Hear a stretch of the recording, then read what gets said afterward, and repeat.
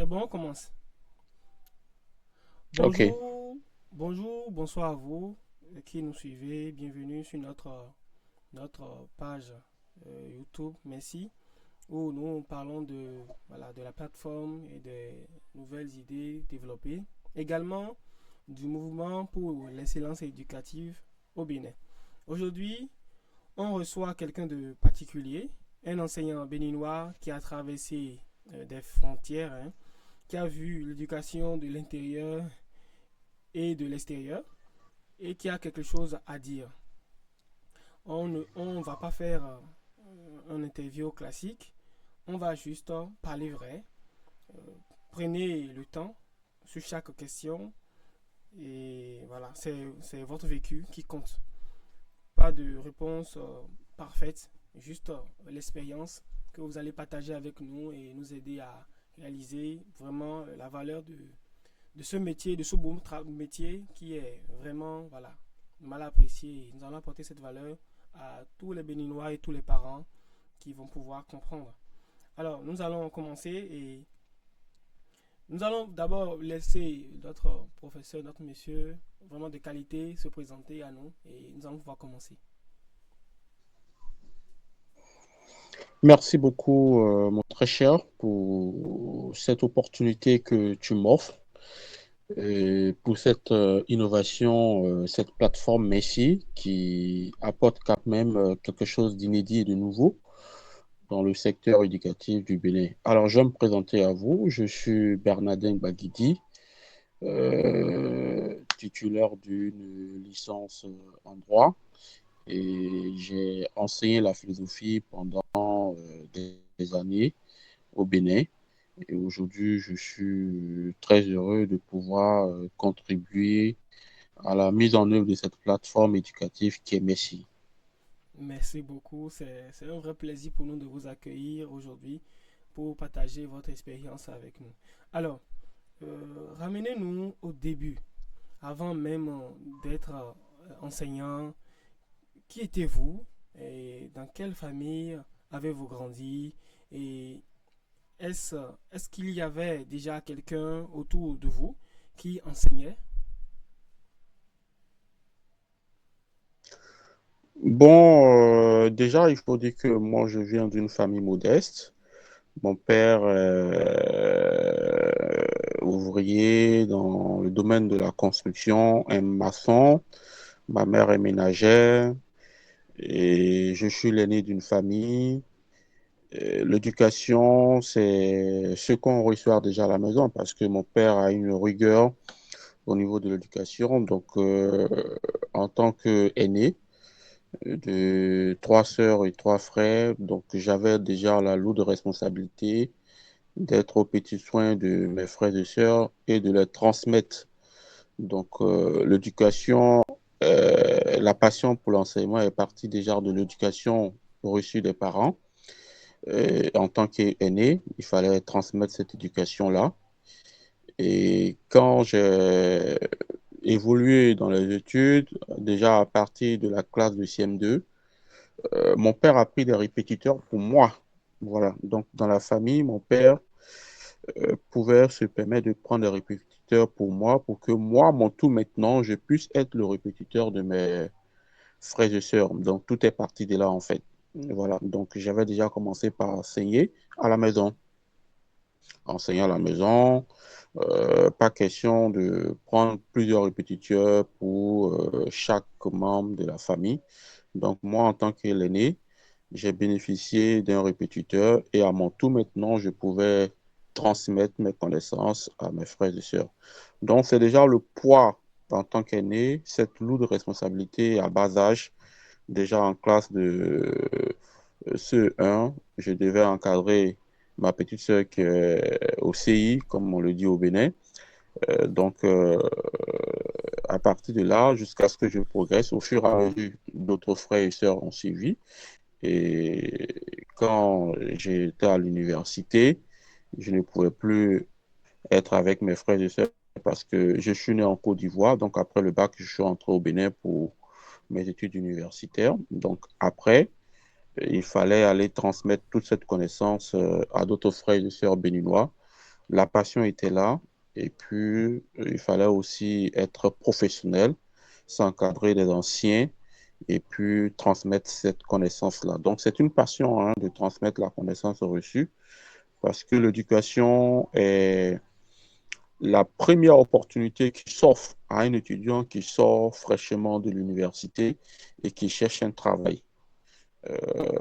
Quand on n'a pas encore reçu ce qu'on veut faire en tant que juriste, on peut déjà partager ses connaissances philosophiques. Après, j'étais obligé d'aller aussi à la faculté de philosophie où j'ai fait une année pour apprendre aussi. Donc, la connaissance, quand on l'a, il faut chercher à la partager. Donc, voilà tous ces contextes-là qui m'ont vraiment propulsé cette passion de l'éducation.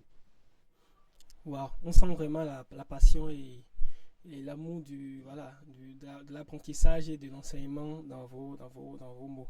Alors, vos premières années en classe au Bénin, comment ça s'est vraiment passé? Pas la version officielle, hein, mais la vraie réalité avec les difficultés, les surprises, ce que personne ne vous avait dit avant de commencer. Bon, déjà, ma première année, bon, j'ai fait déjà 7 années d'expérience hein, d'enseignement philosophique.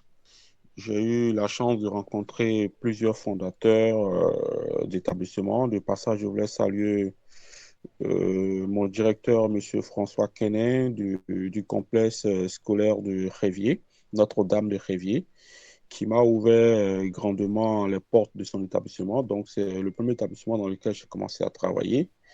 Et comme je voulais dire, dans la première année, c'était quand même une passion pour moi. Voilà, en quête de retrouver une stabilité avec une opportunité juridique que je désirais. Mais en attendant, je peux faire l'enseignement. Donc, de passion en passion, je suis passé de cet établissement à d'autres établissements. Voilà, donc j'ai enseigné dans 4 établissements et il fallait en fait à un moment donné passer de plusieurs établissements d'heure en heure parce qu'on n'a pas assez d'heures. Voilà. C'est ce qui fait un peu la particularité du Bénin. Il faut aller chercher des heures dans chaque établissement pour pouvoir, au final, à la fin du mois, avoir un salaire consistant. Donc, on n'a pas de salaire. Donc, ça, c'est pas, je n'étais pas vraiment habitué à ce système. Donc, c'était par vocation. Je m'attendais beaucoup plus à un métier qui vous garantit un salaire. Donc, ce n'est pas le cas. Mais, comme je l'ai dit, il y avait la passion. Au fur et à mesure, on a essayé d'avoir plusieurs établissements pour pouvoir atteindre les objectifs financiers. Mais ce n'est pas vraiment aisé. Hein. Donc, j'avais qu'une moto. Donc, passer d'un établissement à un établissement, il fallait aussi gérer le temps parce que après, il ne faut pas aller en retard. Donc, il faut plutôt cibler les établissements dans une zone. Donc voilà, tout ça, c'est un peu compliqué de pouvoir réunir toutes ces conditions pour pouvoir retrouver cette passion-là et ne pas en fait perdre cette passion-là. Donc, c'était pas aussi aisé de courir d'établissement en établissement. Et puis, à la rentrée prochaine, rien n'est évident que les heures que tu as eues l'année passée, tu peux l'avoir encore. Donc, c'est cette partie un peu stressante-là. Mais je pense que les choses, entre-temps, ont été améliorées avec des salaires fixes pour les vacataires et puis un minimum d'heures, en fait, ou du moins c'est un temps de travail qui est vraiment garanti. Bon, là, j'ai plus vécu cette expérience-là. Sacré parcours, hein, vraiment sacré parcours. Ce n'est pas évident. Mm. Alors, racontez-nous un élève précis, un seul, qui a changé quelque chose en vous, dans votre façon d'enseigner ou de voir votre rôle dans ce métier. Bon, il y a eu plusieurs expériences. Hein. Vous savez, dans une salle de classe, il y a plusieurs types d'élèves. Voilà. Il y a des élèves qui assimilent rapidement ce que vous leur faites passer, c'est ce que vous dites. Il y a d'autres qui assimilent lentement. Et moi, dans mon domaine, la philosophie, c'était pas gagné d'avance, mais c'est une matière qui est assez passionnante. Donc, la philosophie, la plupart des élèves découvrent ça au Bénin en classe de seconde. Donc, ils sont curieux au début, mais à partir de la classe de première et terminale, ça devient un peu compliqué avec des thèmes assez complexes tels que dans le domaine de la connaissance scientifique, la notion de science, le langage. Donc, il y a des thèmes qui sont un peu difficiles à assimiler. Et face à ça, il faut pouvoir écouter les élèves, partager, réexpliquer, expliquer et réexpliquer jusqu'à ce qu'ils assimilent. Et il faut l'adapter aussi à un contexte local, voilà. Parce que si vous voulez rester dans le modèle occidental pour partager, pour enseigner, ça peut freiner en fait la compréhension, voilà.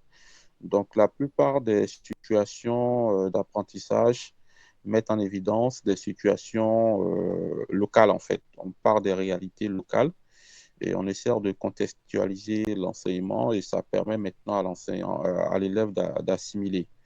Donc, la grande difficulté avec les élèves, c'est le problème de compréhension et de maîtrise, en fait.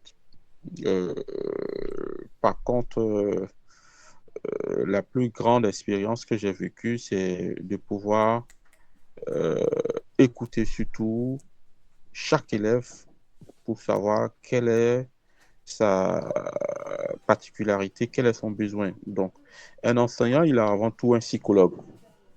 Un enseignant, il a avant tout un psychologue. Il essaie de se mettre dans la peau de chacun de ses élèves pour comprendre leurs difficultés.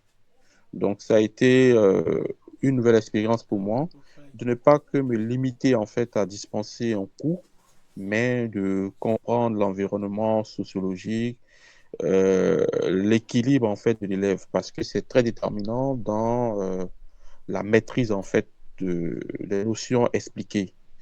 Quand un élève a ses esprits ailleurs, c'est vraiment difficile de lui faire assimiler les cours. Donc parfois, il faut en fait se mettre parfois même au niveau de chaque et élève et de pouvoir lui transmettre la connaissance. Donc ça m'a permis de développer d'autres techniques, hein, voilà, qui me renvoient au niveau de l'élève. Il faut leur parler dans leur langage et parfois même parler en fond, faire des exemples typiquement.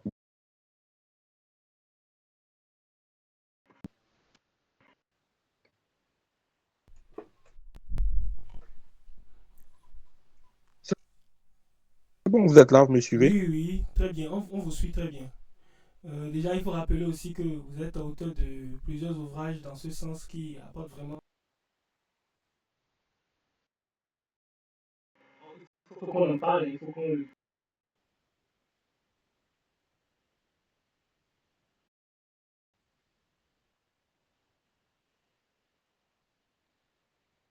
Où vous avez senti que vous devriez partir.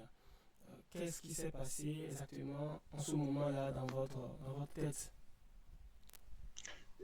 J'entends pas ce que tu disais, hein, donc il y a eu beaucoup de coupures.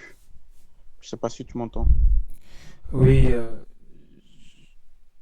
on disait donc, aujourd'hui, il faut se rappeler que vous êtes auteur de plusieurs livres pour accompagner les jeunes Effectivement. au niveau académique, pour qu'ils puissent réellement avoir des notions, acquérir des notions, qu'on peut citer par exemple, je le mettais en philosophie qui est une pépite, si on va le dire comme ça, parce que ça transforme beaucoup de choses.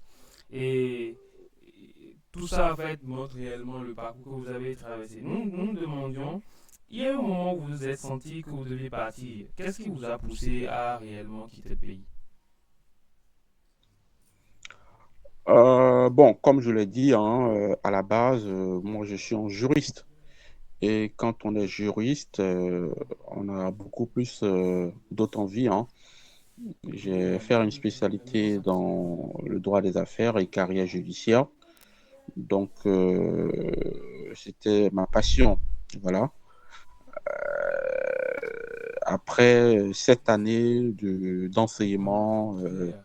de façon permanente Yes, on s'en au va Bénin, aller ni pour les signes. je poursuivais d'autres objectifs, celui de pouvoir intégrer une entreprise et d'avoir cette connaissance-là, parce que en enseignant, on ne reste que dans la salle de classe, partager des cours, des séances, mais après, j'avais bien voulu en fait suivre ma route de juriste ou d'entrepreneur.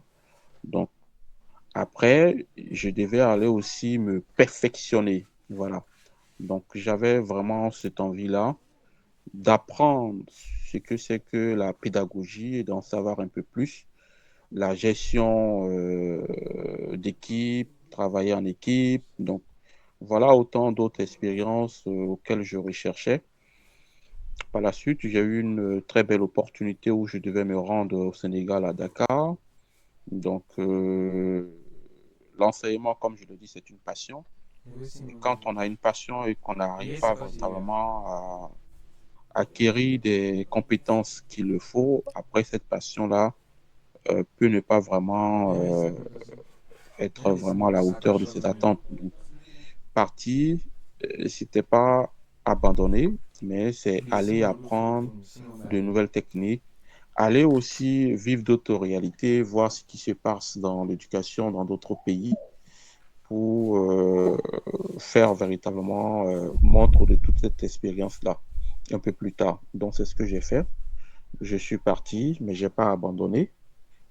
Je suis toujours resté dans le domaine de l'éducation avec beaucoup plus d'autres nouvelles compétences. Voilà. Donc, ce n'est pas un abandon.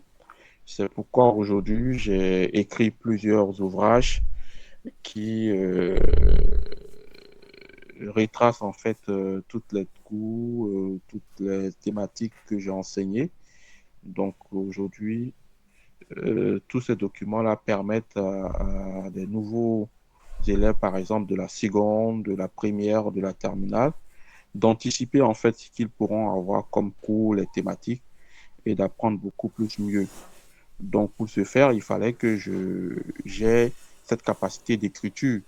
Bien avant cela, avant que je mette en place tous ces cours, j'ai écrit un ouvrage, une autobiographie sur mon vécu, sur mon parcours et tout ça.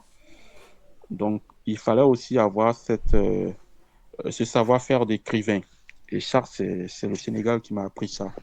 Donc, je suis allé apprendre ailleurs, je suis revenu et je contribue encore à renforcer mes compétences. Donc, ce n'est pas un abandon, mais c'est un perfectionnement. Aller apprendre mieux et revenir pour rendre encore cette connaissance-là. Cela nous fait rappeler l'un des mots, l'une des phrases fétiches qu'on a toujours l'habitude d'attendre, c'est que on ne finit jamais d'apprendre. On grandit toujours, mais on ne finit jamais d'apprendre. Et ce que C'est vous ça. venez de partager avec nous démontre énormément cela. Et nous, on a eu la chance de lire les documents que vous avez faits. Et c'est pas de la propagande, je pense que c'est vraiment une pépite. Une autre question, c'est de savoir, lorsque vous avez mis pied à l'étranger, et que vous avez été dans le domaine de l'éducation, vous avez vu comment l'éducation se faisait à l'étranger, qu'est-ce qui vous a le plus frappé pour la première fois?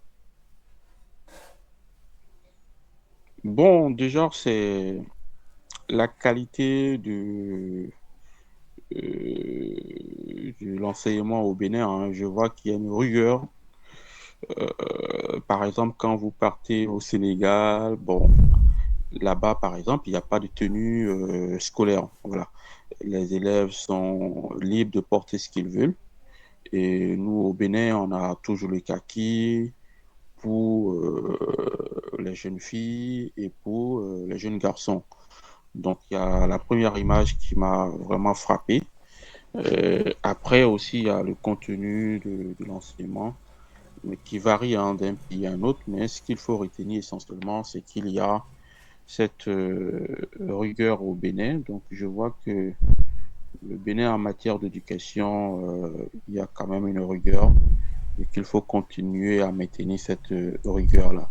Je ne suis pas en train de discréditer les autres pays, hein, mais Au final, le fait de faire le tour des trois pays dans lesquels je suis vraiment resté, le Bénin, la Côte d'Ivoire et puis le Sénégal, je me rends compte qu'au Bénin, il y a une certaine rigueur, voilà, dans l'éducation, avec l'appui des parents et puis le suivi et tout. Voilà. Donc après, il faut aussi avoir des spécialistes en fait dans chaque matière pour se faire coacher et puis se faire accompagner. Donc je me rends compte que chaque pays essaie d'adapter son programme par rapport aux réalités de son pays. Voilà. Donc, ça m'a permis en fait de comprendre les programmes que chaque État essaie de mettre en place. Mais ce qui me passionne le plus encore, c'est que j'ai pas regretté de me positionner sur la discipline philosophique parce que je me rends compte que la philosophie, c'est partout en fait en Afrique. D'ailleurs, c'est ce qui m'a le plus passionné parce que quand je suis arrivé au Bénin et que je devais faire mes premiers pas dans l'enseignement, n'étant pas né au Bénin, je ne pouvais pas en fait me prétendre enseigner par exemple l'histoire et géographie du Bénin. Je ne pouvais pas le faire. J'avais déjà l'ambition de me positionner sur une option littéraire, mais il y a des matières que je ne peux pas faire, par exemple l'histoire et géographie. Voilà. Je maîtrisais beaucoup plus l'histoire et géographie de la Côte d'Ivoire, le pays dans lequel je suis né, plus que l'histoire-géographie de mon pays, le Bénin. Mais après, je me suis dit que je pouvais aussi enseigner la littérature, le français. Voilà. Ce sont des thématiques qui sont un peu générales. Donc, après cette expérience, je me rends compte qu'il y a une similitude en fait des programmes. Et aujourd'hui, je pense que la plupart des États africains sont en train de travailler à harmoniser tout le programme au sein de la CEDEAO ou au sein de l'UEMOA. Voilà. Donc, où les armées du bac se, se déroulent en fait dans la même période. Donc, en philosophie, j'ai pu me rendre compte de cette harmonisation parce que ce sont les mêmes thématiques. Donc, ce qui fait qu'aujourd'hui, quand on est en Côte d'Ivoire ou au Bénin ou au Sénégal, en matière de la philosophie, c'est la même similitude, sont les mêmes thématiques, sont les mêmes notions en fait. Donc, il n'y a pas vraiment de différence. Le français aussi, c'est pareil. Mais après, il y a des matières qui sont un peu spécifiques, telles que l'histoire-géographie, qui est liée à chaque État. Les matières scientifiques sont pratiquement les mêmes aussi. Donc, on peut dire que de façon générale, il y a une forme d'harmonisation des systèmes éducatifs en Afrique. Voilà. En Afrique de l'Ouest, hein, plus précisément. Merci beaucoup. Et nous allons essayer de voir un peu plus créativement. Ce que vous venez de partager, Oui. c'est un fait, parce que ça se voit maintenant aujourd'hui que, comme vous l'avez dit, les périodes des armées se déroulent au même moment, ce qui fait que celui qui est au Bénin peut aussi facilement se projeter dans les autres pays. Dites-nous, de vous à nous, comment est-ce qu'on peut aussi améliorer ce système-là que nous avons? C'est-à-dire, nous avons quelque chose d'excellent. Comment on peut encore le rendre? Comme le dit, l'excellence c'est une quête et on ne finit jamais de l'atteindre, hein. Parce que chaque chose, ça évolue. Comment est-ce qu'on peut encore améliorer ce que nous avons actuellement? Bon, améliorer un système qui est déjà en train de faire ses preuves, c'est de pouvoir accentuer tout ce qui sait faire habituellement, hein. Aujourd'hui, dans le système éducatif, il faut plutôt habituer les apprenants, les élèves à beaucoup plus d'exercices, parce que ce n'est pas en fait un système où on vous demande des choses qui ne vous ont pas été enseignées en fait. Donc c'est une question d'exercice, de suivi et d'application en fait. Voilà. Après, en termes de suivi des parents, je pense qu'au Bénin, il y a déjà un travail assez important. Les parents ne lâchent pas les enfants, même quand ils sont à la maison. va étudier, va apprendre, quels sont tes devoirs. Donc, il faut vraiment renforcer le suivi. Parce qu'un élève qui ne sait pas qu'il a devoir dans une semaine, dans 2 semaines, il ne va pas se mettre en préparation. Et puis, l'examen n'est pas le fruit du hasard. C'est le cumul de plusieurs séances de préparation. Donc, il faut vraiment encourager euh, les apprenants à faire beaucoup d'exercices, à être beaucoup plus présents au cours, parce que quand on n'est pas au cours et qu'on veut faire un exercice, c'est un peu compliqué. Donc, travailler beaucoup plus sur la ponctualité, sur les séances de révision, voilà. Donc, il y a déjà un sacré boulot qui se fait. Donc, il faut plutôt renforcer le suivi avec l'accompagnement. Il faut trouver le bon timing, la bonne période, parce que après, c'est une question d'organisation. Quand on a un devoir dans une semaine, dans 2 semaines, il ne faut pas attendre la veille pour commencer. Donc, il faut s'organiser, savoir aussi sur quoi le devoir va se porter, donc pour ne pas perdre le temps sur des notions qui ne vont pas être évaluées. Donc, c'est une question d'organisation et de suivi.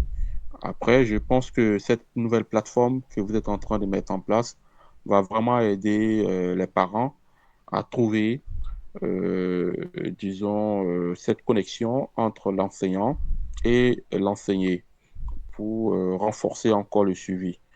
Parce que parfois, les parents ne sont pas assez disponibles. Je parle surtout des parents qui sont fonctionnaires, hein, avec l'expérience que j'ai eue. C'est un peu plus difficile, hein, quand on a un parent qui est fonctionnaire, qui doit aller travailler, papa, maman sont au travail, au service, et que l'enfant n'a pas derrière un suivi rigoureux. Ça peut être une catastrophe après. Donc, je pense que cette plateforme va permettre aux parents de pouvoir trouver des enseignants vraiment de qualité pour faire le suivi et de leur faire surtout le rapport de l'évolution des séances avec les enfants. Voilà. Encore une fois, encore merci beaucoup, hein. Je voudrais vous demander, récemment, lorsque nous avons lancé la plateforme, avant de le lancer, comme on a l'habitude de dire, il y a ce qu'on appelle le go-to-market. On a l'habitude d'aller demander, de prendre des renseignements auprès des intéressés, des enseignants et tout. Et on Mm. a fait un sondage qu'on a partagé et ces enseignants nous ont fait D'accord. un retour. Dans le retour, on a eu une phrase à chaque fois, parce qu'on a mis une section où on demandait à ces enseignants-là de donner un conseil à un nouveau enseignant qui rentrait dans le domaine et tout. Et la plupart d'entre eux ont dit que l'enseignement est un sacerdoce. Je pense que c'est une phrase qui est vraiment répétée et tout. Et ça nous a Mm. poussé à mettre cette question-là et à savoir, d'après vous, c'est quoi un enseignant compétent et est-ce que dans l'éducation au Bénin ou dans les autres pays, est-ce que la place de l'enseignement d'un enseignant compétent est vraiment reconnue? Bon, c'est une question qui est assez difficile, hein, quand on regarde toute cette énergie que l'enseignant déploie et qu'au final, ce que l'enseignant perçoit, c'est tout le sens, on va dire, de cette expression selon laquelle l'enseignement est un sacerdoce. C'est un don de soi, en fait. Vous partagez une partie de vos connaissances sans recevoir en contrepartie. Voilà. Et puis, on ne peut pas vraiment quantifier. C'est un peu comme on dit, la santé n'a pas de prix. Voilà. Donc, l'effort qu'un enseignant fournit ne peut pas être récompensé à sa juste valeur. Ça, c'est ce qu'il faut comprendre déjà, hein, quand on dit que l'enseignement est un sacerdoce. C'est divin même. Voilà. Il faut comprendre que comment quelqu'un qui a capitalisé un certain nombre de savoir-faire, de connaissances et qui le partage à des gens, qu'il faut avoir de l'amour déjà pour pouvoir le faire. Donc,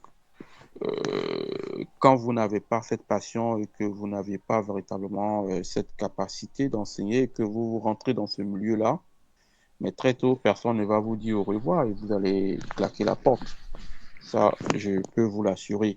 Donc, il faut déjà avoir cette passion, il faut déjà avoir cette capacité-là de partager, d'aimer les hommes, de contribuer à leur formation, à leur éducation.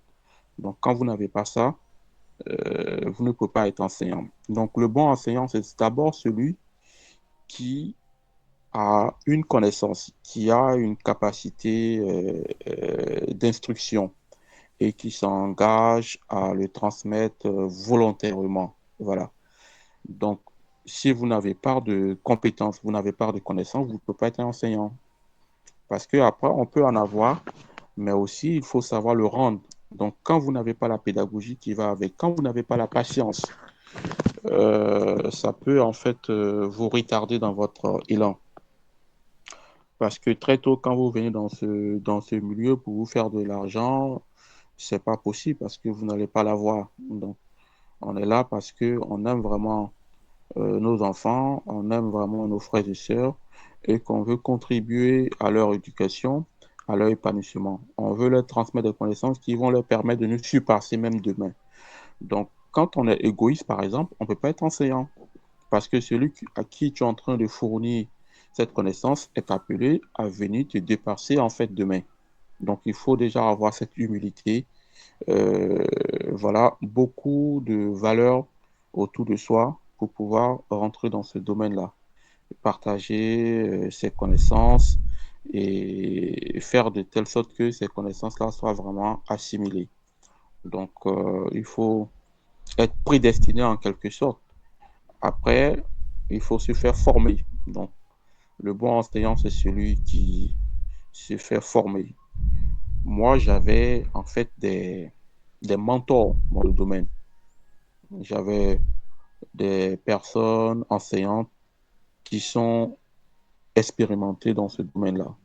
J'avais 3 coachs qui m'aidaient chaque jour pendant toute ma période d'enseignement, qui me disent voilà ce qu'il faut faire.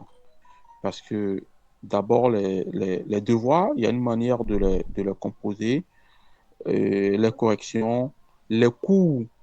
Il ne faut pas être tout le temps en train de faire de la répétition. Donc, chaque année, il faut travailler sur ses fiches. Il faut améliorer ses connaissances. Il faut s'actualiser. Il faut aussi aller, en fait, réapprendre. Voilà. Donc, les vacances, ce n'est pas le moment de fermeture, en fait, du cerveau. C'est des moments de répit, mais c'est le moment aussi de préparer les fiches pour la rentrée prochaine. Donc, un enseignant, c'est celui qui a cette capacité d'anticiper, de préparer bien ses fiches, d'écouter parfois aussi ses élèves pour s'améliorer, savoir apprendre des reproches, se faire accompagner par un pédagogue qui vous dira voilà ce qu'il faut faire, voilà ce qu'il ne faut pas faire, ainsi de suite. Savoir écouter aussi ses propres élèves. Moi, par exemple, chaque fin d'année, j'avais une fiche où je partageais à mes élèves pour qu'ils puissent me dire ce qu'ils pensent en fait, qu'est-ce qu'ils veulent qu'on améliore la saison prochaine. Donc, il faut se faire auto-évaluer. C'est très, très important. Sinon, on pense qu'on est le meilleur, on pense qu'on a atteint le sommet, et là, c'est le laxisme, on ne fait rien, on ne progresse plus. Donc, il faut chaque fois chercher à modifier ces méthodologies d'enseignement de sorte à vraiment être plus proche des apprenants et de leur permettre de comprendre réellement le cours. Merci beaucoup. Vraiment, c'est des conseils que vous avez donnés pour surtout nous autres jeunes qui pourront aussi ou bien qui voudront réellement rentrer dans le corps. Et si moi je dois résumer de ce que vous avez dit, c'est que si je dois apprendre un grand point, là vous allez essayer de me clarifier aussi, c'est que pour être enseignant, il faut être vraiment humble. Il faut d'abord cultiver l'humilité. L'humilité d'aller demander auprès des grandes personnes, des mentors, et également de ses propres élèves, histoire de s'ajuster pour ne pas tomber dans le piège du laxisme. C'est ça. Voilà. C'est bien ça. Alors, une autre question, c'est Pendant vos années au Bénin, lorsque vous étiez en train d'encadrer dans les écoles, vous avez eu à faire des cours à domicile, des cours particuliers, des accompagnements avec les élèves. D'après vous, une famille qui cherche un encadrant à domicile pour son enfant, qu'est-ce qu'ils vivent? Qu'est-ce qu'ils attendent? Et en dehors de ça, je vais aussi profiter pour glisser une autre question rapidement. Quelle est la différence entre un enseignant à l'école et un enseignant qui accompagne à domicile? Ah oui, il faut absolument en fait aller au-delà des coûts de classe. Au Bénin, comme vous le savez, on travaille par heure. Donc après, il y a plusieurs personnes dans la salle. Donc le suivi n'est pas vraiment à 100%. Donc il faut aussi chercher à apprendre. Mais après, il ne faut pas se limiter qu'en classe. Donc, il faut aussi encadrer des élèves. C'est bon pour l'enseignant parce qu'il apprend, il acquiert de nouvelles expériences parce que là, il est directement en face d'une personne qui lui est dédiée à une heure bien précise auquel il va faire face à toutes ces difficultés et de chercher à remédier. Après, ça lui permet aussi de se faire des revenus, augmenter ses revenus. Donc, il ne faut pas se limiter. En fait, ça, c'est un conseil que je donne. Il faut toujours avoir deux, trois élèves, quatre, cinq, en fonction de ses heures de disponibilité, accompagner les élèves parce que là, on fait du suivi personnalisé. On est avec une personne, ses failles. Est-ce que l'enfant a un problème de mémoire? Est-ce que l'enfant a un problème d'assimilation des cours? Est-ce que l'enfant a une mauvaise écriture? Est-ce que l'enfant sait écrire? Donc, faire un suivi particulier, personnel, pour corriger en fait tout ça avec l'enfant. Ça vous permet en fait de savoir quel est le problème spécifique de cet enfant-là. C'est vrai que quand on est dans une salle de classe, on peut se faire une idée vite faire de chaque élève, mais après, le cours à domicile permet en fait de savoir déjà le problème de chaque élève et d'apporter une solution très très rapide. Donc, c'est ce qui est intéressant. Qu'est-ce qui fait la différence entre le suivi de classe et puis le suivi personnalisé? C'est que le suivi personnalisé, en fait, on attend un résultat rapide parce qu'en classe, le professeur, il vient, il dispense l'enseignement, il espère que tout le monde a compris, ce qui n'est pas vraiment le cas. Donc, un suivi particulier permet de savoir déjà la difficulté de l'élève et d'apporter un résultat pour qu'en classe, il puisse s'en sortir. Donc, c'est comment l'enfant va quitter un point A vers un point C en classe. Cela suppose véritablement un suivi, un accompagnement et puis une solution pour régler la difficulté de cet élève-là. Donc voilà ce qu'il faut retenir déjà en ce qui concerne la différence entre les deux. Maintenant, les attentes des parents, c'est une amélioration. Les parents sont informés de la difficulté de leurs élèves.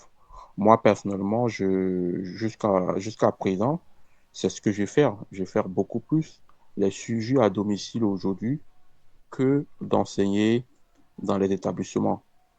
J'ai pratiquement chaque année 5 à 6 élèves que j'encadre. Donc, les parents savent déjà le problème. Donc, il faut faire un diagnostic à l'entame. Chaque parent d'élève, je leur dis, votre fille, votre fils a tel problème, tel problème, tel problème.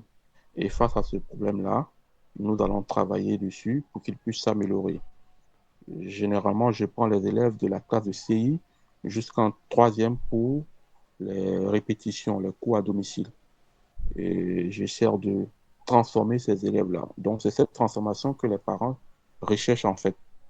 Comment partir des lacunes d'un élève pour l'amener à être excellent. Donc, c'est beaucoup plus ça. Ce sont les attentes en fait des parents. Ils savent déjà le problème. ou du moins quand un répétiteur vient, il doit pouvoir savoir quel est son apport en fait par rapport à la situation de l'enfant. Donc, il faut déjà faire un diagnostic. Quand vous venez déjà, il faut déceler à quel type d'élève vous avez. Parce que il y a des élèves qui n'arrivent pas bien à comprendre les cours en classe. Le répétiteur ne fait rien d'extraordinaire. Quand il vient, il va reprendre textuellement ce qu'il sait faire en classe et réexpliquer ce qui est déjà dit en classe d'une autre manière, d'une autre façon pour permettre à l'enfant de comprendre.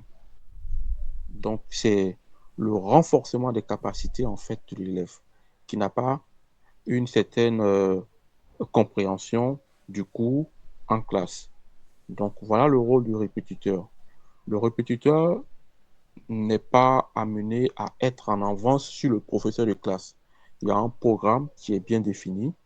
Donc, le répétiteur permet à l'enfant de maîtriser tout ce qui a été dit au cours.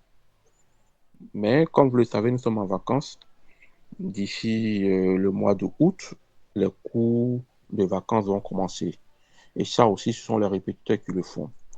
Et quand vous avez des séances de répétition à faire avec des enfants qui sont en vacances, là, vous pouvez leur annoncer en fait le programme. À la rentrée de septembre, voilà ce que vous aurez comme programme.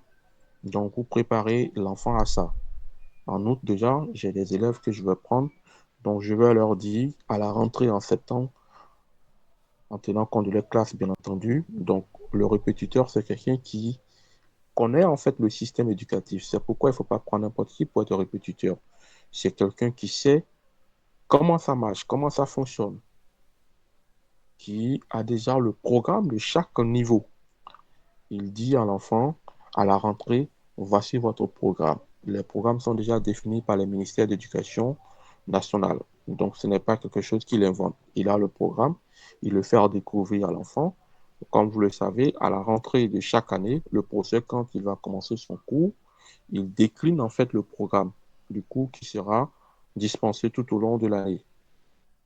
Le répétiteur, quand il s'agit d'une préparation d'un cours de vacances, pour, par exemple, je prends un cas spécifique, un élève qui va faire la classe de troisième, on lui fait en mathématiques les matières spécifiques, on lui dit, voilà ce que tu auras à la rentrée. Voilà la plupart des sujets qui reviennent à l'examen. Donc, c'est quelqu'un qui a l'expérience. Il sait plus ou moins les sujets qui reviennent. Il y a des questions, des sujets qui reviennent chaque année, en fait. Donc, il insiste là-dessus. Il prépare l'enfant. Donc, les parents, qu'est-ce qu'ils attendent? La plupart des parents attendent un résultat positif, surtout quand l'enfant est en classe d'examen. C'est que quand un répétiteur est pris, il a l'objectif de tout faire pour qu'au final, l'enfant ait son diplôme. Pour que l'enfant ait ses diplômes, l'enfant doit pouvoir développer un certain nombre d'aptitudes. Et le répétiteur, il est là pour développer ces aptitudes-là chez l'élève.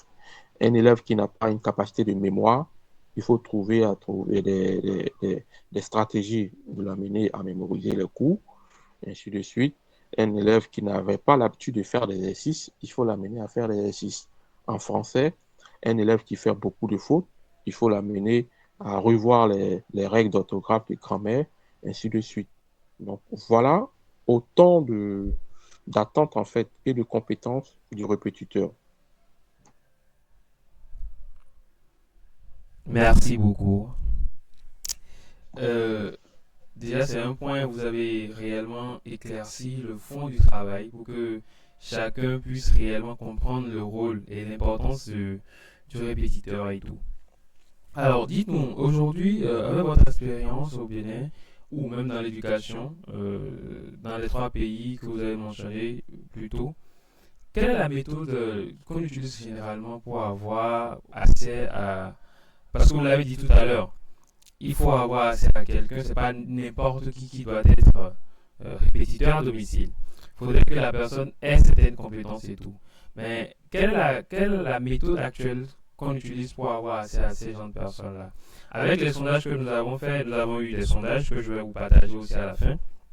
On a fait un D'accord. sondage à la fois chez les enseignants, comme je l'ai dit tout à l'heure, et également aussi chez les parents. La plupart des parents se plaignent beaucoup parce que nous avons constaté que sur le nombre de parents qu'on a eu, il y a eu ce problème-là. Les parents, la plupart des parents changent généralement 2 à 3 fois les répétiteurs pour leurs enfants durant une année.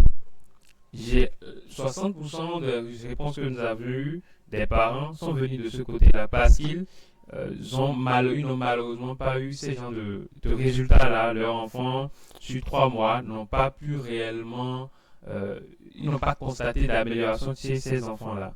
Et aujourd'hui, nous avons eu un canal, en fait, tout se passe de manière un peu indirecte. Donc, je voudrais quand même que vous essayiez d'éclaircir un peu ce point-là.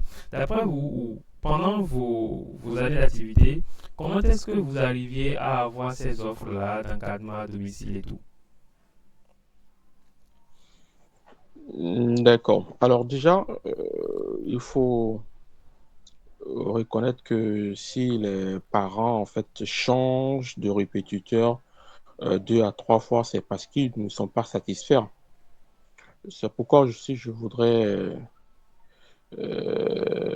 faire une petite précision ou alerter ou sonner en fait l'alarme sur cette question-là, parce que il y a la plupart des répétiteurs qui s'aventurent en fait dans ce métier-là parce que ils n'ont pas encore d'autres opportunités. Du coup, ils rentrent dans ce secteur-là en espérant en fait trouver leur passion ou leur débouché. Donc, quand on n'a pas aussi la capacité, c'est un peu compliqué. Donc, les objectifs ne seront pas atteints et les parents seront en fait dessus. Donc, chaque répétiteur se devrait en fait de savoir ses compétences, se positionner sur des matières, sur des niveaux. Voilà. Donc, par exemple, moi personnellement, j'enseigne toutes les matières du primaire jusqu'au premier cycle en fait. Voilà. Je ne m'aventure pas sur les matières du second cycle en dehors de la littérature. C'est vrai que j'ai eu le bac D, mais aujourd'hui, je ne me vois pas en train de vouloir expliquer un cours sur la matière mathématique ou physique, chimie pour un élève de la seconde ou en première. Non. Moi, des parents m'ont sollicité. J'ai ma fille qui est en seconde. Je voudrais que tu l'encadres. Je leur ai dit non. J'ai pas cette compétence-là. Donc, il faut avoir en fait cette honnêteté-là de savoir ses limites en fait. Parce que si on vous propose de l'argent et que vous pensez que c'est un montant qui est assez exorbitant, qu'il faut se positionner coûte que coûte, mais 1 mois, 2 mois, votre réalité va vous rattraper. Donc ça, c'était une petite parenthèse que je voulais faire. Il faudrait que les répétiteurs soient vraiment honnêtes et puis sincères par rapport à leur savoir-faire, par rapport à leurs compétences. Voilà.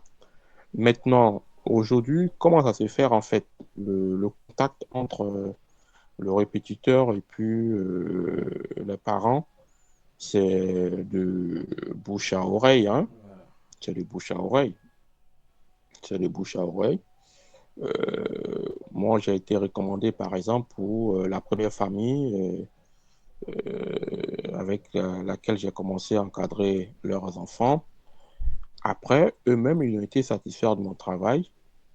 Ils m'ont proposé à un membre de leur famille, ainsi de suite. Donc aujourd'hui, bon, je suis parti d'une famille pour en avoir 5 à 6 aujourd'hui. Donc, j'ai été recommandé parce que je travaille avec des amis, des collègues. Donc, un premier collègue m'a recommandé à une famille et par la suite, cette même famille m'a recommandé à plusieurs personnes. Donc, la recommandation aujourd'hui part en fait de votre résultat. Après, il y a des comportements qui suscitent en fait une attention particulière chez les parents. Quand vous êtes un répétiteur et que vous ne venez pas à l'heure, quand vous êtes un répétiteur et que vous absentez régulièrement, quand vous êtes un répétiteur qui n'avait pas en fait la maîtrise de l'enseignement, Les enfants, ils communiquent avec leurs parents, hein, ça c'est clair. Donc, si vous ne faites pas bien, c'est les enfants même qui vont vous dire qu'ils ne veulent plus de vous, hein. C'est même pas les parents, en fait. Les parents font ce que leur dit leurs enfants, en fait, concernant le répétiteur. Si vous venez et que vous ne n'intéressez pas l'enfant l'apprenant et qu'il fait un mauvais retour sur vous, à ses parents, ils seront obligés de chercher quelqu'un d'autre. Les parents qui constatent d'eux-mêmes que vous venez en retard, ils ne vont plus vous faire confiance. Donc, il faut soigner en fait son image en tant que répétiteur, la ponctualité, la compétence et puis la rigueur dans le travail.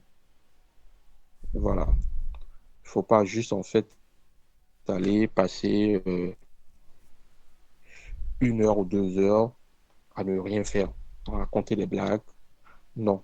Vous êtes là, le répétiteur, le bon répétiteur doit savoir quel est son rôle en fait, quelle est sa mission, quelle est la solution recherchée, quelles sont les attentes en fait.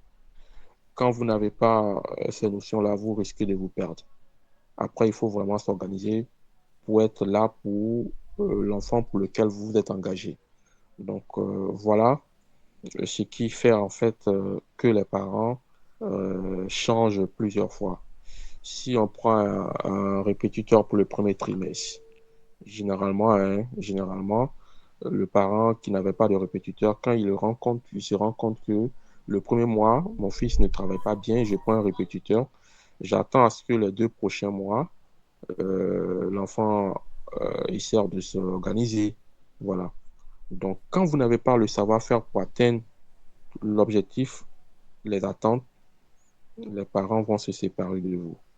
Mais quand vous venez, que vous avez une certaine rigueur, conseiller, apporter la connaissance, l'outil pédagogique, le savoir-faire, la ponctualité, tout ça, l'un mis dans l'autre, ça permet de garantir la confiance. Donc, quand cette confiance disparaît, les parents vont se séparer de vous. Voilà.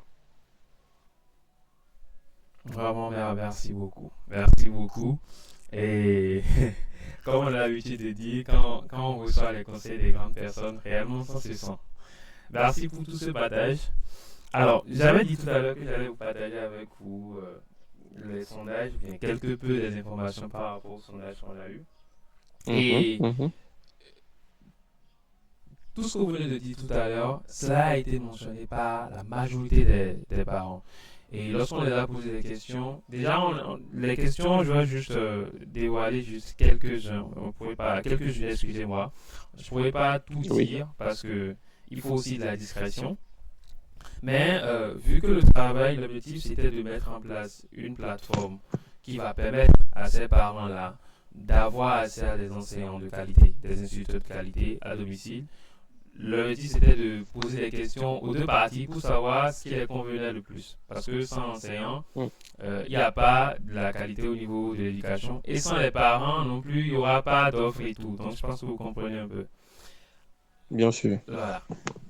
Lorsqu'on les a demandé, on a demandé aux parents qu'est-ce qui les a posé, qu'est-ce qui les pose problème, ou bien comment est-ce qu'ils voient le métier. Ils ont expliqué, comme vous l'avez dit tout à l'heure, que c'est totalement pas bouche à oreille. Malheureusement que c'est informel. Il n'y a pas cet Mm. organe-là qui les permet d'avoir accès à des gens de qualité. Et généralement, ils regrettent parce que pour la plupart d'entre eux, d'après le dit, pour la plupart qui ont dit qu'ils changent les répétiteurs, ils disent qu'ils ne savent pas ce Oui. que le répétiteur vient faire avec l'enfant à la maison. Ils ne remarquent Mm. rien du tout. Ils ne savent pas ce que la personne fait. Et puis à la fin du mois, le répétiteur vient juste demander son dû. Mais quand on voit les notes, on regarde les notes des enfants, l'organisation des enfants, il n'y a pas d'amélioration. Et ça, c'est un fait que vous avez vraiment touché le doigt, qui doit amener ceux-là, des répétiteurs qui nous suivent, et également ceux qui sont sur la plateforme qui vont nous suivre aussi, à prendre en compte le fait que le plus important, c'est la valeur qu'on donne. C'est la manière dont on est. Si je traduis bien ou je résume bien ce que vous avez partagé avec nous, c'est la C'est ça. valeur qui nous permet de rester, au fait. Et nous devons monter cette valeur-là. En dehors de ça, lorsqu'on les a posé la question, Bon, pour la plupart, je pense que c'est un peu plus la déception qui les a amenés à voir ça.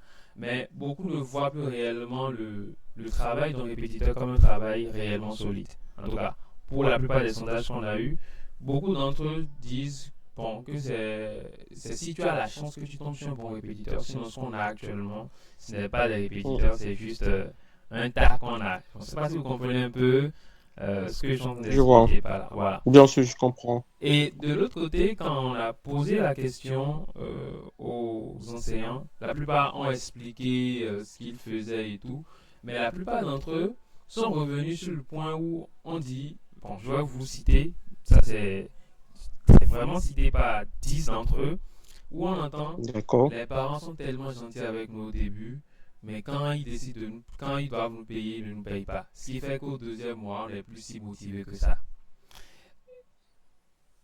Quel est votre avis par rapport à ces deux positions-là? Bon, ça arrive, hein. Ça arrive que après tout le travail abattu, au moment de la paye, les parents essaient de dire, voilà, un peu plus tard, je vais vous payer, c'est pas bon chemin, ainsi de suite. On attend beaucoup de choses comme ça, hein. Ça arrive, ça arrive. Et face à ça, il faut avoir la patience de détecter est-ce que c'est un parent qui avait l'habitude de le faire? Est-ce que c'est une situation isolée? Après, comme je l'ai dit, c'est ce qui va motiver en fait le parent à le faire. Moi, j'ai des répercuteurs, pardon, j'ai des parents qui ils savent que quand le répétiteur fait bien son travail, ils se sentent dans l'obligation en fait de, de tout faire pour pouvoir en fait honorer leur engagement. Mais ce qui va démotiver le parent à le faire, c'est quand le résultat ne va pas, ne, ne suit pas en fait. Donc, je ne pense pas que un répétiteur qui fait bien son travail est confronté à cette situation de façon permanente. Donc, quand la confiance est brisée entre le parent, c'est là que vous allez en fait être confronté à ce genre de situation. Parce qu'il y a des parents qui ont du mal en fait à vous dire partez. Donc, ils veulent en fait vous pousser à partir.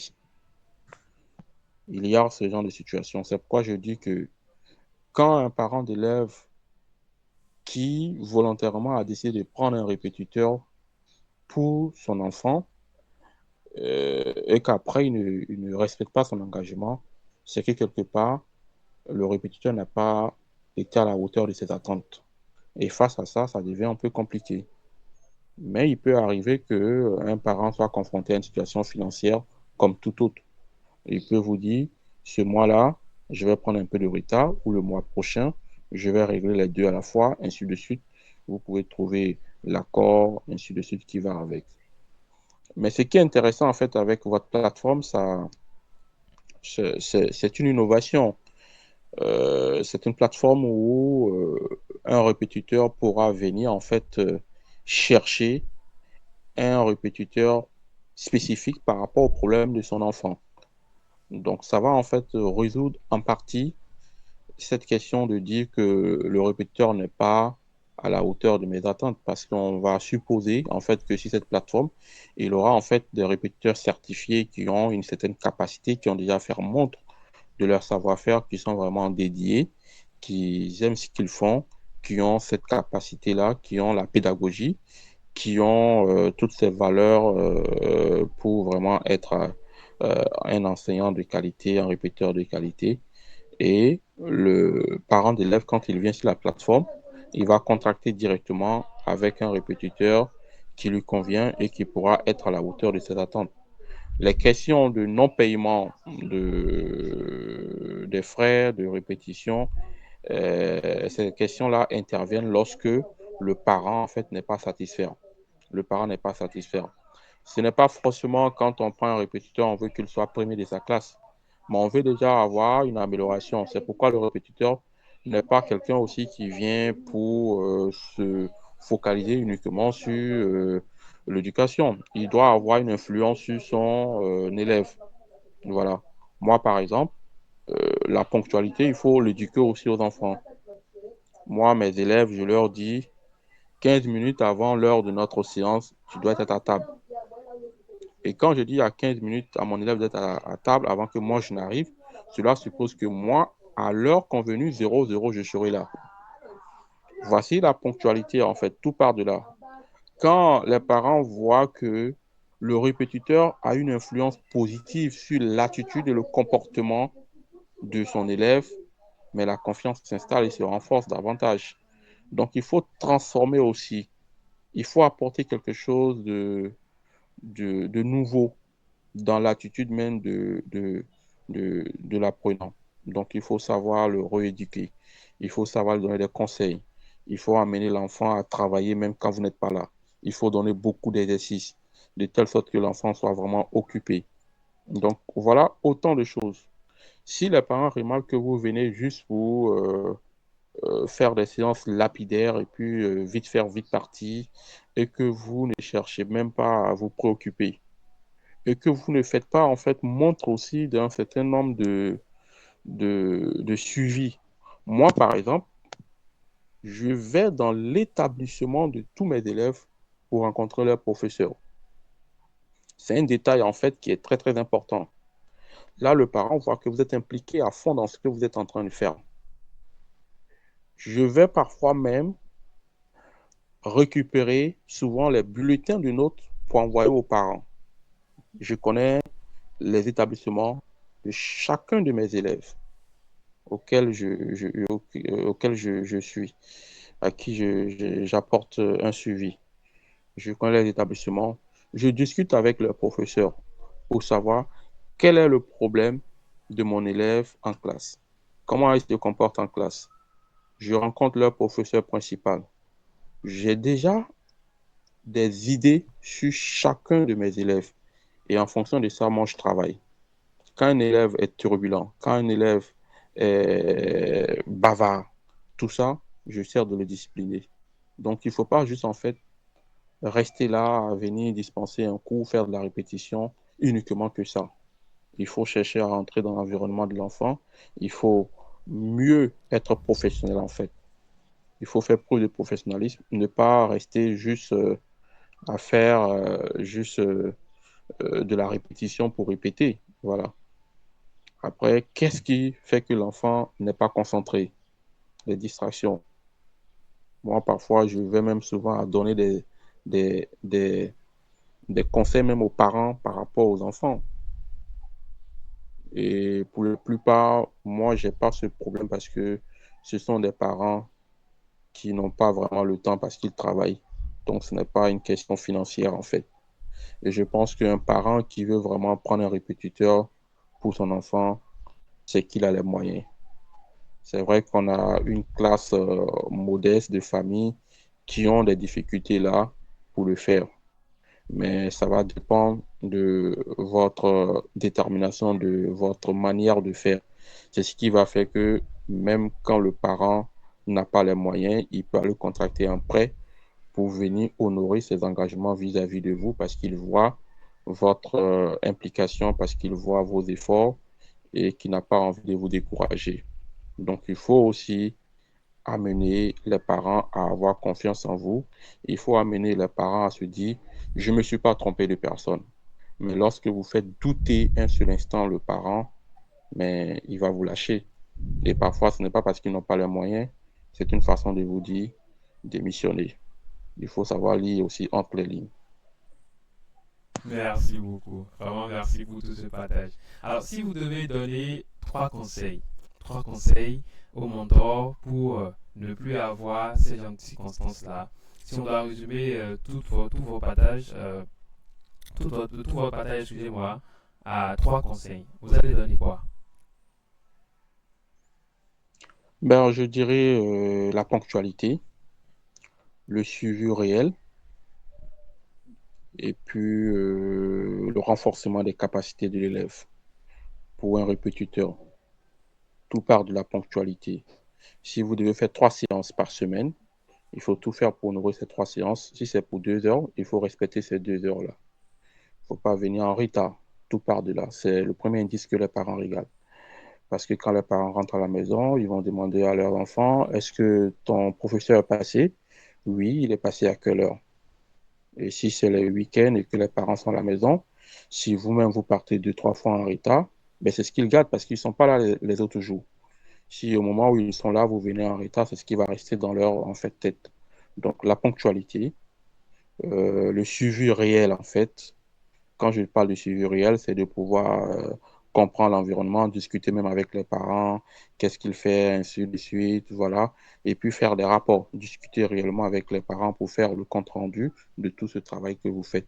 Parce que si vous venez et que vous dispensez leurs connaissances et que vous n'avez pas le retour, et dites aux parents ce qui se passe, ce qui n'a pas marché, les notes et tout ça, il faut informer les parents parce que désormais, vous avez la charge du suivi de l'enfant. Vous pouvez leur informer que, bon, la semaine prochaine, il aura devoir de temps, de temps. Donc, il doit faire cet exercice-là quand vous n'êtes pas là. Donc, informer régulièrement, avoir une conversation avec les parents, faire le retour réellement de ce que l'enfant fait comme progrès, comme difficulté aussi. Et puis après, il faut vraiment renforcer la manière d'enseigner la pédagogie, trouver des solutions pour s'adapter à l'enfant et être vraiment à l'attente. Donc voilà ce qu'il faut retenir en 3 points. Merci beaucoup. Alors, pour essayer d'aller un peu plus loin, Mm. nous avons l'idée derrière notre plateforme, c'est, comme vous l'avez dit, mentionné au début, c'est avec notre plateforme, l'objectif c'est que les parents viennent avoir des enseignants de qualité, qu'ils ne manquent pas de ça. D'accord. Parce que si l'enseignant de qualité est là, on a déjà su que le premier travail, le premier obstacle, c'est déjà vaincu. Alors, nous avons essayé de mettre en place ce système-là pour à la fois avantager les enseignants et également les parents. Nous avons aussi eu à discuter avec d'autres enseignants et au final, comme c'est toujours pour résumer ce que vous avez dit, hein, le métier de répétiteur, contrairement à ce que beaucoup de personnes pensent, que ce soit enseignant comme parent, ce n'est pas juste de venir répéter, mais c'est de réellement accompagner un enfant. Nous avons aussi eu la petite chance de discuter avec un tuteur à l'étranger qui a aussi partagé aussi son point de vue. Donc notre objectif c'est aussi amener cette vision-là aussi des choses pour que nous puissions réellement comprendre. Nous avons l'habitude de dire en droit que l'enseignant à l'école a obligation de moyens envers ses élèves.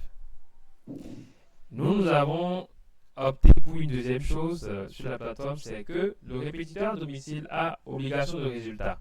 Donc, chez nous, on a l'habitude de dire, pas forcément que quand tu prends un enfant, obligatoirement, l'enfant doit réussir au bac, forcément, parce que si tu n'encadres uniquement qu'en SVT, c'est pas sûr que la seule note qu'il aura en SVT va le faire réussir s'il n'apprend pas les autres matières.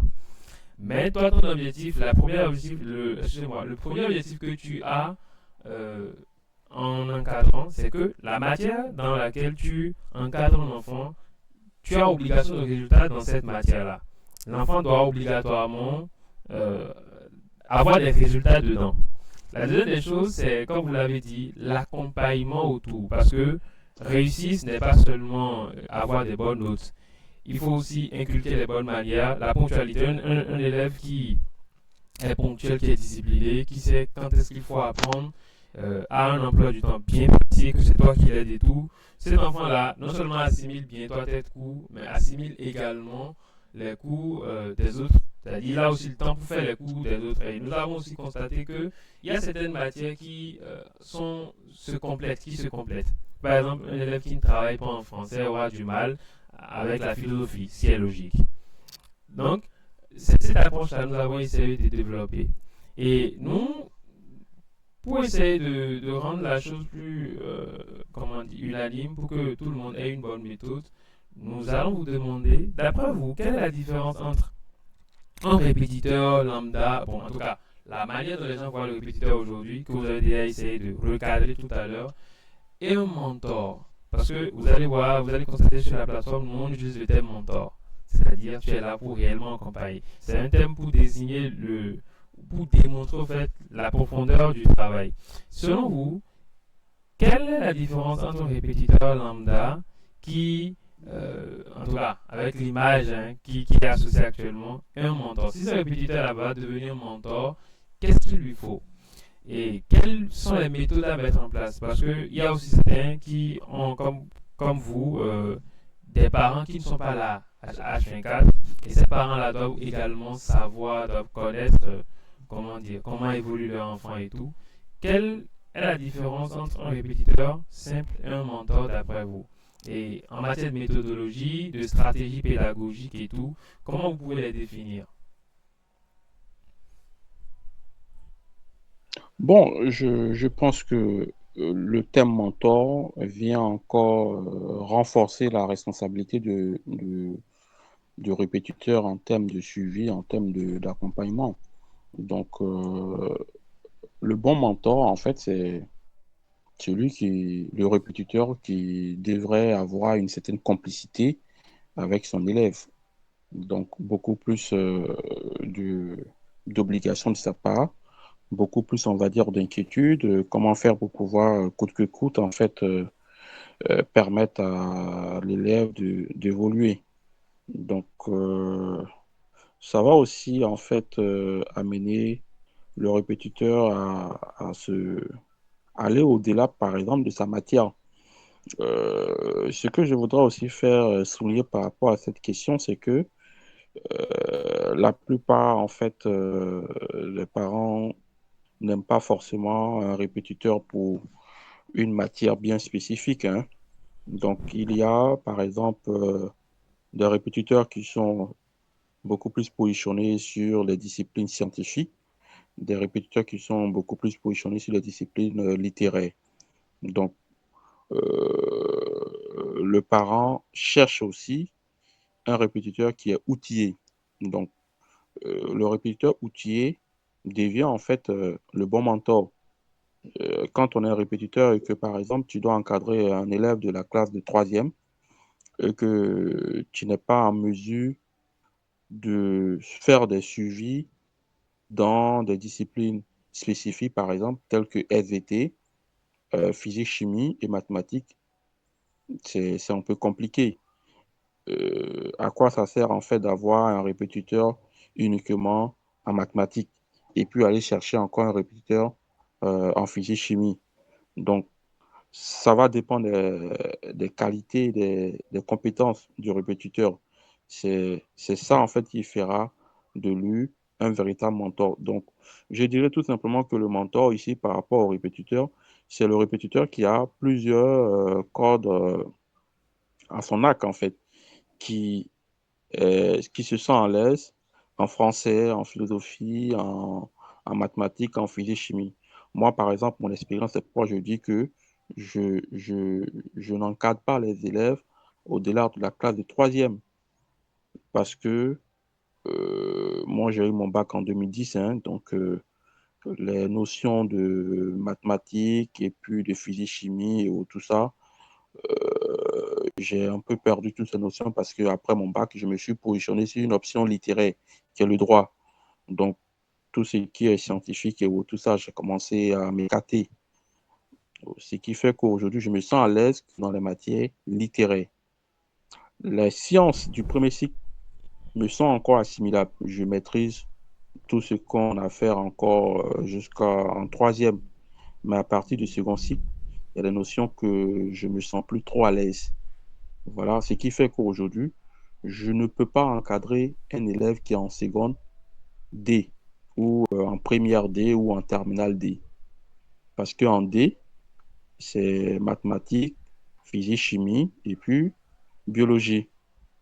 Alors que je peux bel et bien encadrer un élève qui est en première A, sauf un peu l'anglais qui va me poser un problème. Mais toutes les autres matières, les autres disciplines, je me sens capable de l'aider. En français, je suis là. En philosophie, je suis là. Histoire géo, je suis là. Vous comprenez? Donc, le bon mentor, c'est celui, en fait, qui peut vraiment aller au-delà d'une discipline. Donc, c'est le répétiteur qui est un peu transversal en termes de matière, en termes de compétences, en termes de savoir faire, en fait, de connaissances pour pouvoir faire le suivi.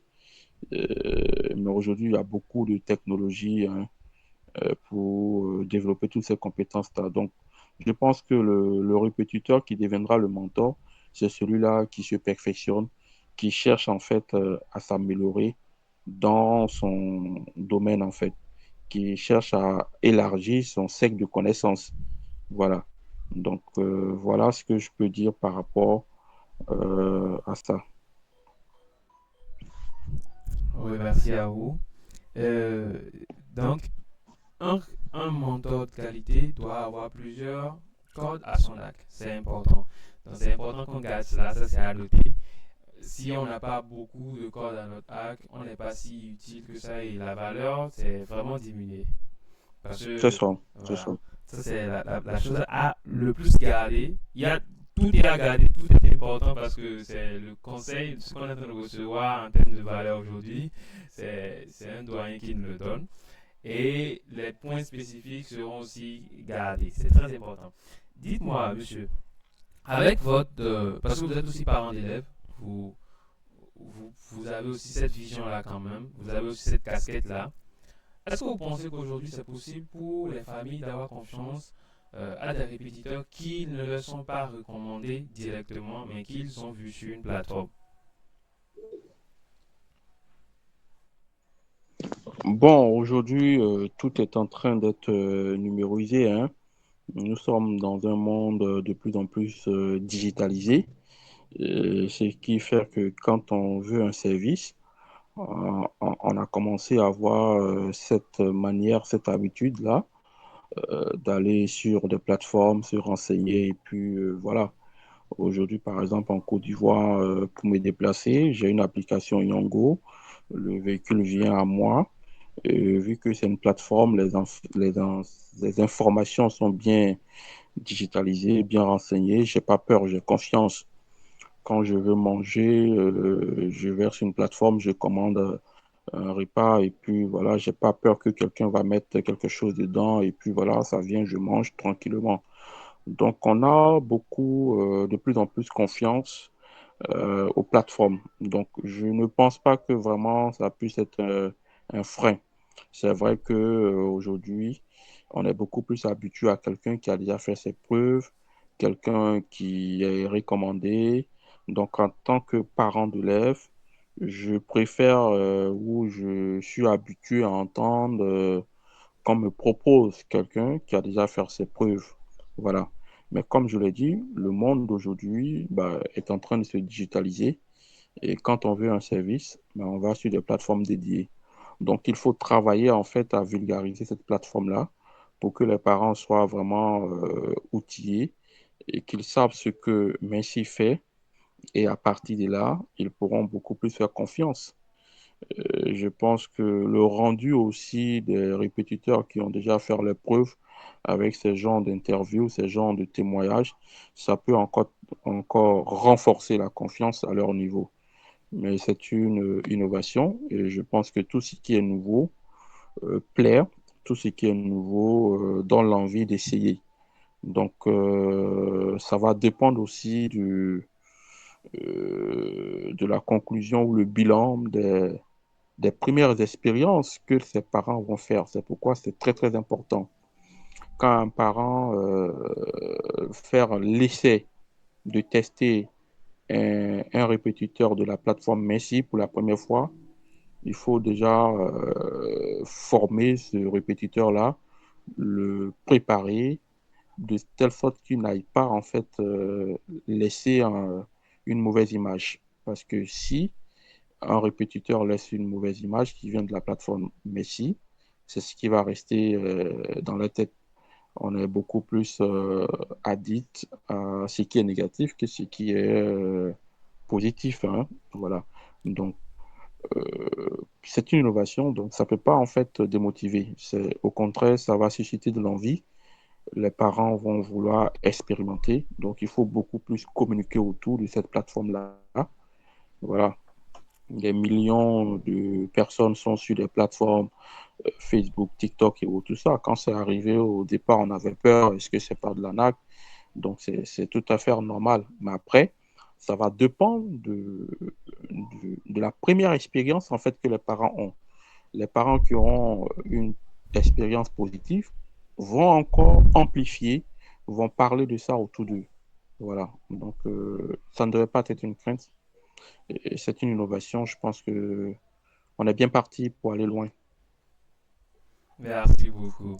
Et vous avez souligné un point qui est très important, qui va même nous diriger vers la suite de notre discussion. Alors, un parent vient sur la plateforme Messi et engage ou entre en contrat avec un instituteur sur Messi.